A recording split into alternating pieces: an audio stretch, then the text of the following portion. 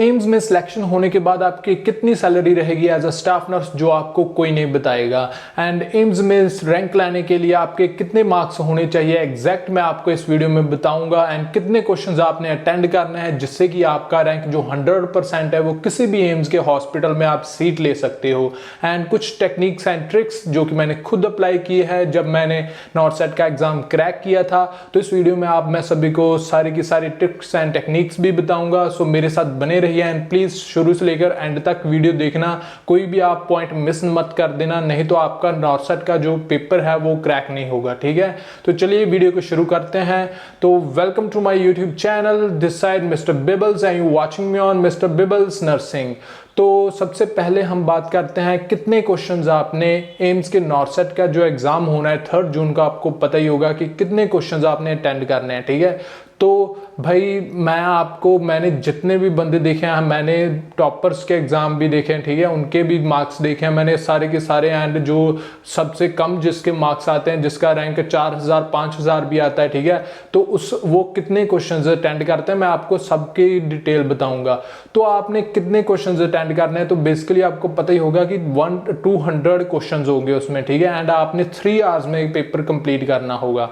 And आपने कितने questions attend करने हैं, तो आपने अगर आप 120 से लेकर 130 तक क्वेश्चंस अटेंड करते हो, ठीक है, 200 में से 120 से लेकर 130 तक क्वेश्चंस अटेंड करते हो तो आपका रैंक पूरा का पूरा सिक्योर हो जाएगा। ठीक है, लेकिन आपके उन 120 से लेकर 130 तक कोई रॉन्ग नहीं होना चाहिए। ठीक है, आपने अगर 120 ही अटेंड किया एंड वो 120 के 20 आपके सही हो गए तो आपका इजिली किसी भी एम्स में आपका नाम आ जाएगा। ठीक है, आपको सीट अलॉट हो जाएगी। तो आपने ऐसे घबराना नहीं है, वहां पर आपने अपनी नेगेटिव मार्किंग को कंट्रोल करना है, क्योंकि अगर आप नेगेटिव मार्किंग कर देते हो तो भाई उससे आपका जो रैंक है वो 1000 नंबर वो नीचे चले जाएगा। ठीक है, तो आपने इस बात का ध्यान रखना है, आपने नेगेटिव मार्किंग का कंट्रोल में रखना है। एंड आपने जितने आपको क्वेश्चंस आते हैं, ठीक है, आपको पता कि भाई 100% मुझे ये क्वेश्चन आता है, तभी आपने उस क्वेश्चन को अटेंड करना है, नहीं तो छोड़ देना। क्योंकि अगर आपने 100% आपने राइट क्वेश्चन कर दिए 120, ठीक है, तो आपका ईजिली किसी भी एम्स के हॉस्पिटल में आपकी सीट आ जाएगी। तो ये तो हो गई आपने कितने क्वेश्चंस अटेंड करने हैं। ठीक है, तो कैसे हमने कुछ टेक्निक्स एंड ट्रिक्स जो मैंने अप्लाई की थी क्वेश्चंस अटेंड करते समय, ठीक है, आप भी अप्लाई कर सकते हो। तो सबसे पहली जो बात आती है वो है एंजाइटी।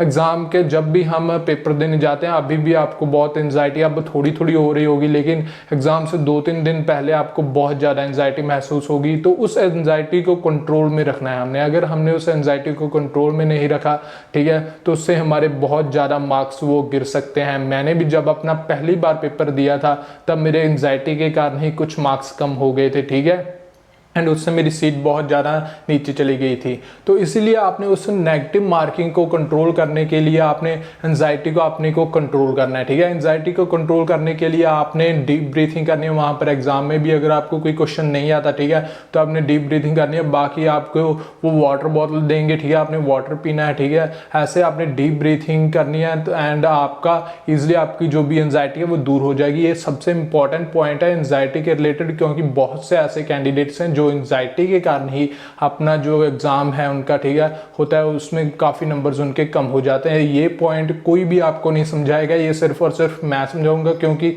मैंने काफी स्टूडेंट्स देखे हैं वहां पर भी जो मेरे साथ थे, ठीक है, उनको काफी ज्यादा एंजाइटी होती है एंड एंजाइटी के कारण उनके नंबर कम हो जाते हैं। तो आपने अपनी एंजाइटी को कंट्रोल में रखना है। उसको कंट्रोल में रखने के लिए मैंने बता दिया, आपने डीप ब्रीथिंग करनी है एंड वाटर पीना है। ठीक है, बाकी अगर आपको कोई भी क्वेश्चन ऐसा लगता है कि भाई टफ लगता है, ठीक है, तो तब आपका वैसे ही दिमाग खराब हो जाता है भी भाई हमें कुछ नहीं आता, ठीक है, ऐसे, तो आपने उस लेवल पर घबराना नहीं। अगर आपने उस लेवल पर अपने आप को कंट्रोल कर लिया एंड उस क्वेश्चन को छोड़ दिया, क्योंकि एग्जाम में ऐसे क्वेश्चंस आपको 50 क्वेश्चंस ऐसे दिखेंगे एग्जाम में जो आपने देखे नहीं है। ठीक है, आपने कभी पढ़े नहीं है, आपने चाहे आपने 2 इयर्स तक आप तैयारी कर रहे हो नॉर्सेट की, चाहे आप 3 इयर्स तक, तो 50 क्वेश्चंस ऐसे आएंगे जो आपने देखे नहीं होंगे। ठीक है, तो उन क्वेश्चंस को देखकर स्टूडेंट्स ऐसे घबरा जाते हैं, ठीक है, एंड उनको वो अटेंड कर देते हैं। फिर उन क्वेश्चंस की जो नेगेटिव मार्किंग होती है उससे उनका रैंक नीचे चला जाता है।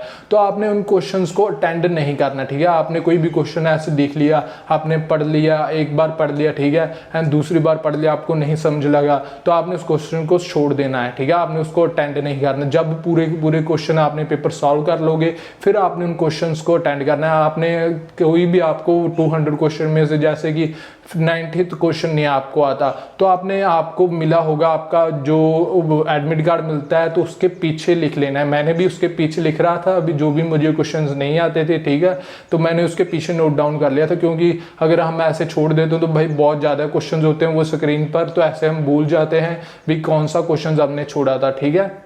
तो आपने उस पेपर पर जो एडमिट कार्ड मिलेगा आपको उसके पीछे लिख लेना है भाई ये क्वेश्चंस मैंने जब कंप्लीट हो जाएगा तब मैंने चेक करना है।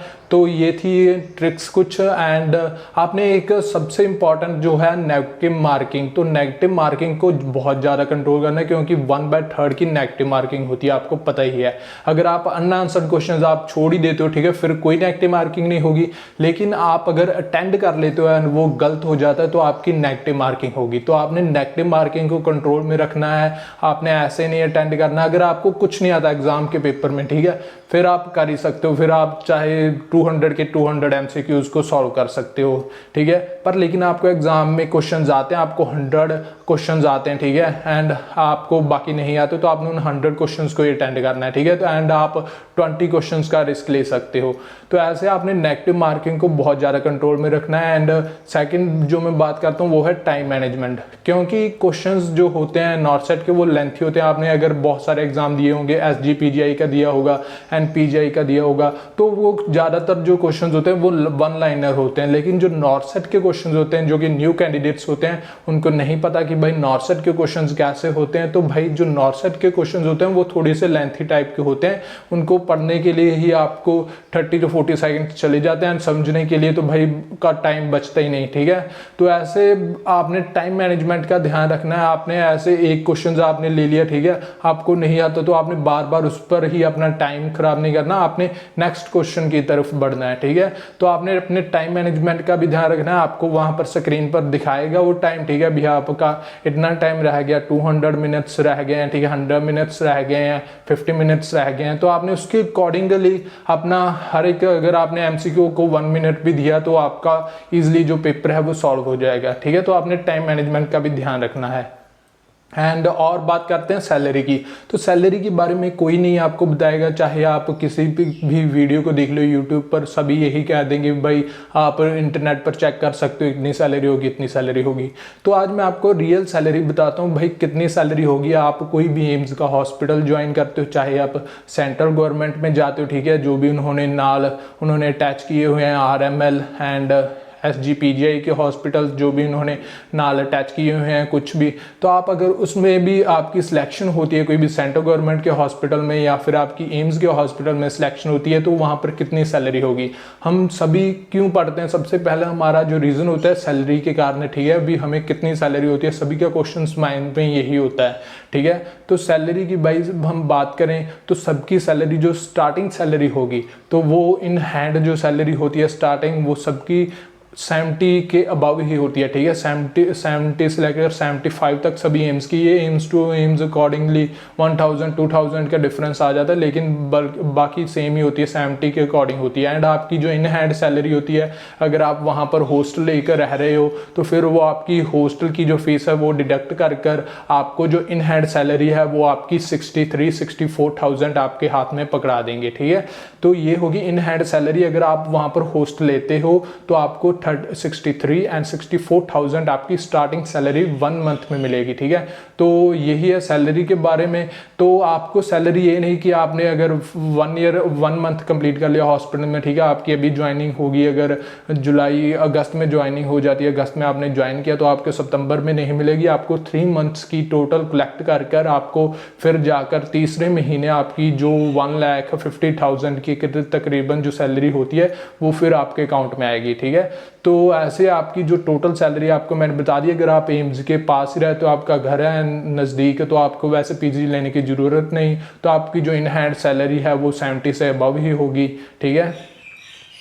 तो ये बात थी सैलरी के रिलेटेड, ठीक है। और हम बात करने वाले थे भी भाई हमने कैसे क्रैक करना है, वो मैंने बता दिया भी भाई आपने अपना टाइम मैनेजमेंट का ध्यान रखना है, अपनी एंजाइटी लेवल को रो रखना है, एंड आपने कितने क्वेश्चंस अटेंड करने हैं वो भी मैंने बता दिया कि आपने अगर 120 से लेकर 130 तक क्वेश्चंस अटेंड करते हो तो आप बहुत ज़्यादा आप टॉपर्स की लिस्ट में भी आ सकते हो, आपके अबव 100 रैंक आएगा, ठीक है। अगर आपका अबव 100 रैंक आए तो आप कोई भी एम्स का हॉस्पिटल ईजिली चूज़ कर सकते हो, आपने जो भी घर के नज़दीक होगा आप उसमें जा सकते हो, ठीक है। तो ये होगी भाई क्या कितने आपने क्वेश्चंस अटेंड करने, आपने अपना नेगेटिव मार्किंग की कंट्रोल रखनी है।